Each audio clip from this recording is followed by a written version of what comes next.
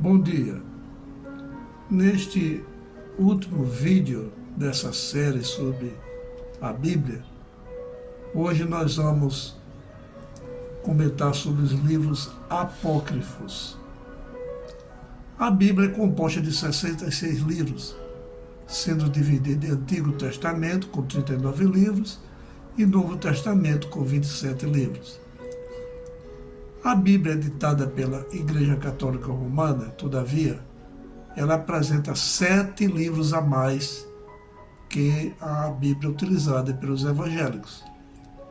Esses livros são Tobias, Judite, Sabedoria de Salomão, Eclesiástico, Baruque, 1 Macabeus e 2 Macabeus.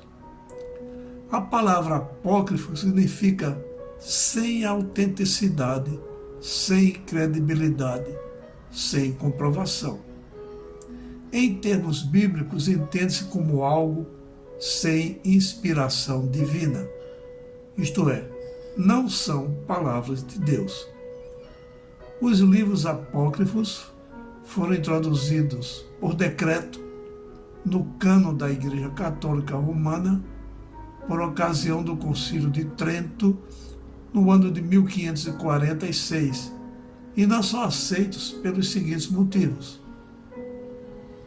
Não se atribui a eles o mesmo tipo de autoridade que têm os escritos do Antigo Testamento. Nesses livros encontramos até pedido de desculpas do autor por não ter escrito a contento, como está lá em 2 Macabeus, capítulo 15, versos 38 e 39. Os judeus não os reconheciam como livros inspirados por Deus, e esses livros não foram citados por Jesus e pelos autores do Novo Testamento, nem pelos fariseus, como palavra de Deus. Não há citação deles, desses livros, apesar de existirem cerca de 295 citações deste tipo em relação aos outros livros do Velho Testamento. Mas sobre esses 7 livros não encontramos menção alguma no Novo Testamento. O principal tradutor de origem católica, São Jerônimo, que viveu de 342 a 420 e que traduziu a Vulgata Latina, que é a Bíblia oficial da Igreja Católica, embora tenha os incluído no cânon, não os aceitava como livros canônicos, mas apenas como livros da Igreja. O conteúdo desses livros, embora útil como fonte histórica, demonstra sua falta de conformidade com o que é assinalado em toda a Bíblia. Assim, ensinam a salvação pelas obras, conforme Eclesiástico 3, verso 33, Tobias 12, verso 9. Há ensinamentos sobre feitiçaria, como em Tobias 6, verso 8. Ensinam que Deus ouve as orações dos mortos, como em Baruque, capítulo 3, verso 4.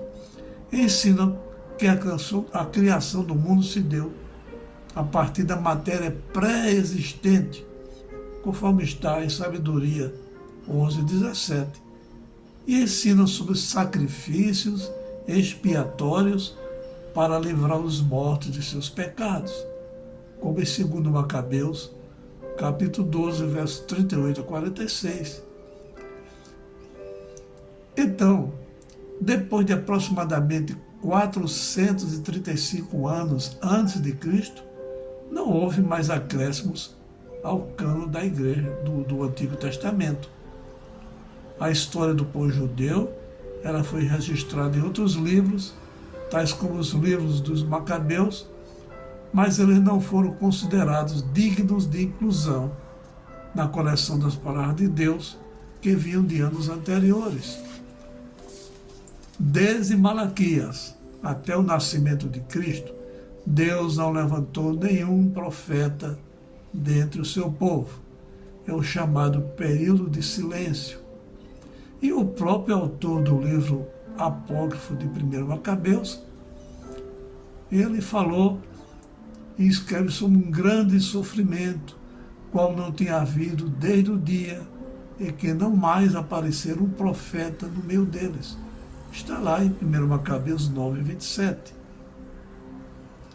E Flávio Joséfo, historiador judeu, nasceu em 37 d.C., escreveu: desde Artaxerxes até os nossos dias, foi escrita uma história completa, mas não foi julgada digna de crédito igual aos dos registros mais antigos, devido à falta de sucessão exata dos profetas.